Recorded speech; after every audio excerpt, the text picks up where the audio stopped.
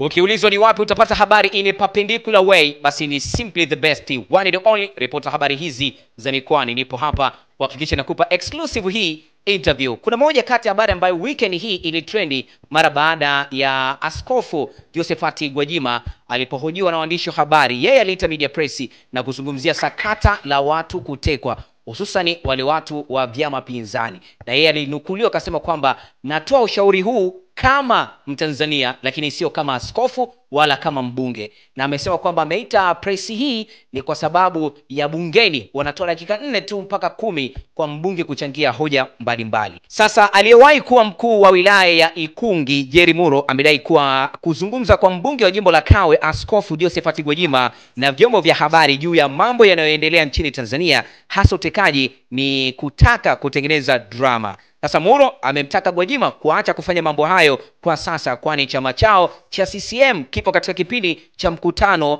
lakini pia kujiandaa na uchaguzi mkuu wa mwaka huu 2025. Ni muhimu sana baba yangu kujifunza kutambua nyakati na majira tulionayo sasa. Wewe kwa upande mwingine ni kiongozi wa dini, na katika vitabu vyetu vitakatifu Biblia wamezungumza sana kuhusu nyakati na majira. Yako majira, nyakati na majira ya kupanda, yako nyakati na majira ya kulima. Hebu angalia maneno yako unayaongea kwa nyakati gani?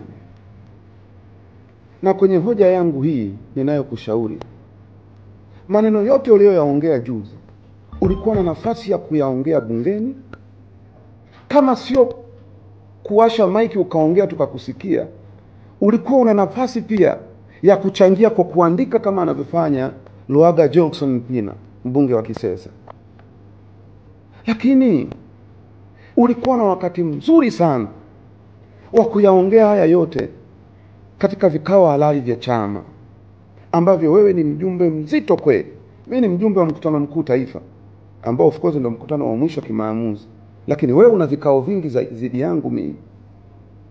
Lakini nataka kuamini kama umeongea walikupa majibu.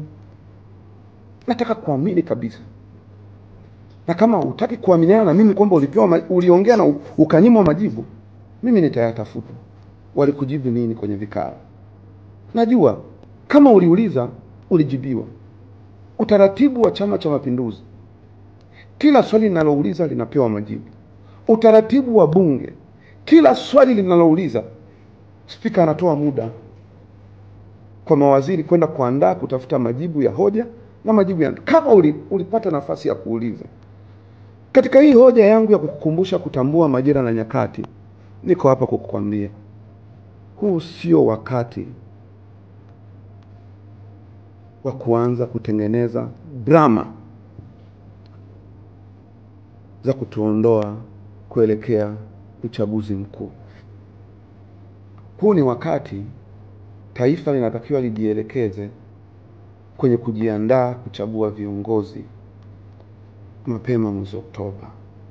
Haya ndiyo majira tulionayo. Sasa hivi hatuko kwenye majira mengine baba. Tuko kwenye majira ya kujiandaa kumtafuta rais wa Tanzania.